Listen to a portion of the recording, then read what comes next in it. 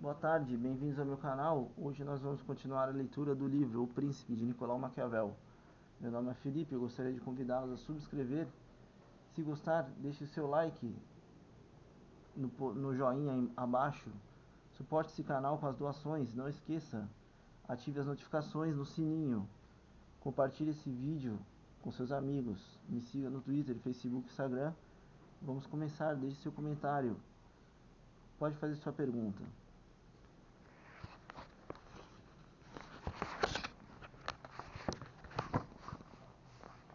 Portanto, aqueles nossos príncipes que tiveram por muitos anos seu principado, que não acusem a fortuna por tê-lo perdido, mas a sua própria indolência, por não terem jamais em época de paz pensado que os tempos poderiam mudar. É um defeito comum entre os homens não levar em conta a tempestade durante a bonança. Quando chegam os tempos adversos, pensam em fugir e não em defender-se, esperando que o povo, cansado da insolência dos vencedores, os chame de volta.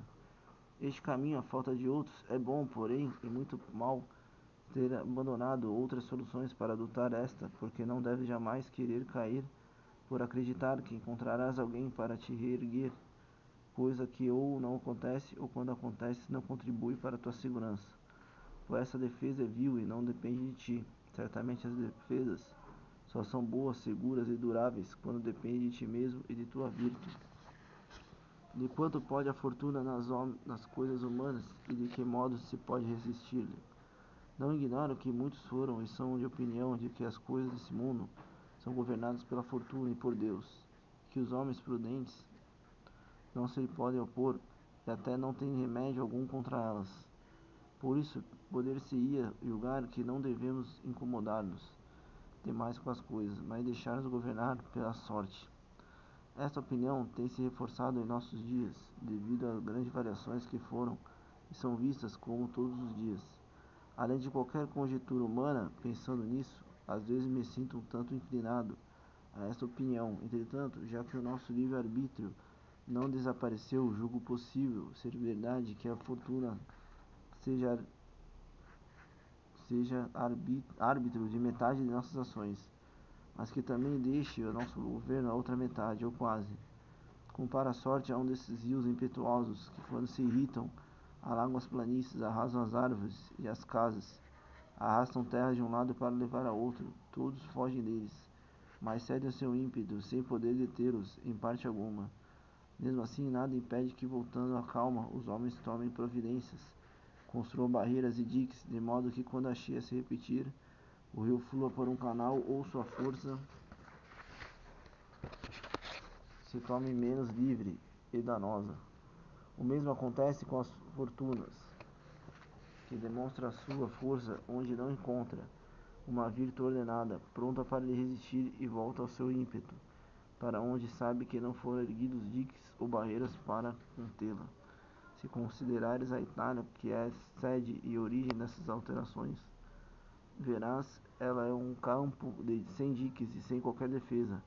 Caso ela fosse convenientemente ordenada pela virtude, como a Alemanha, a Espanha e a França, ou esta cheia não teria causado as grandes variações que ocorrem, ou esta sequer teria ocorrido. Com isso, julgo ter dito o suficiente sobre como opor-se à fortuna de um modo geral, mas restringindo-me às particulares, e amanhã fracassa sem ter de sua natureza ou qualidade.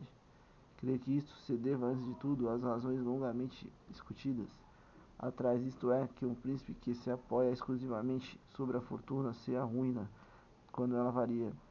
Creio ainda que é feliz aquele que combina o seu modo de proceder com as exigências do tempo, e similarmente que são infelizes aqueles que, pelo seu modo de agir, estão em desacordo com os tempos, pois se pode ser que os homens, no que diz respeito aos caminhos que os conduzem aos fins e perseguem, isto é, glória e riquezas, agem de maneira diversa, com uma timidez, ou com impetuosidade, ou com violência, outro com arte, ou com paciência, outro com o contrário, e cada qual, por meio desses vários modos, poderá alcançar o sucesso. Por outro lado, vês que de dois tímidos, um chega ao seu objetivo e outro não, que dois homens bem-sucedidos adotaram dois modos de agir diferentes.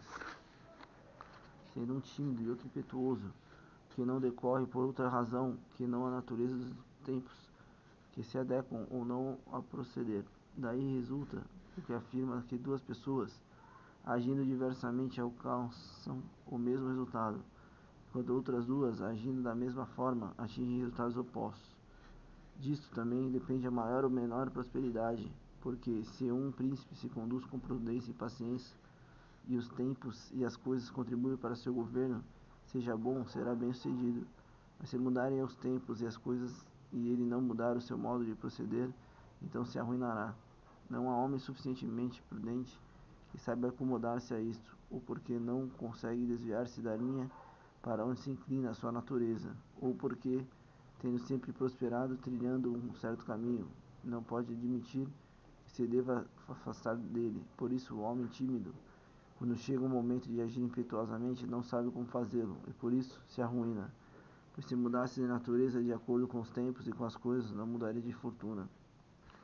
O Papa Júlio II procedeu em tudo impetuosamente, mas como sempre encontrou os tempos e as coisas conformes a seu modo de agir, sempre alcançou um final feliz. Consideremos o seu primeiro empreendimento, o de Bolonha, quando ainda vivia mestre Giovanni Bentivoglio. Os venezianos não aprovavam a sua ação. O rei da Espanha também, com a França, estava conversações sobre esse projeto. Entretanto, com sua coragem e energia, conduziu pessoalmente aquela expedição, e uma vez iniciado deixou atônitos e estáticos a Espanha e os venezianos, estes por medo e aquela pelo desejo que tinha de recuperar todo o reino de Nápoles.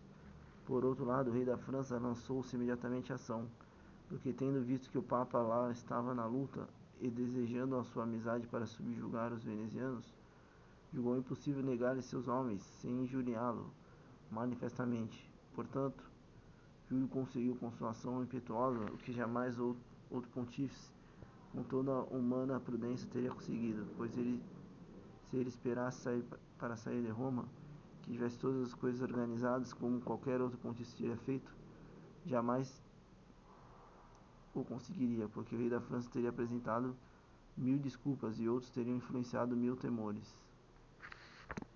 Bom, depois continuaremos.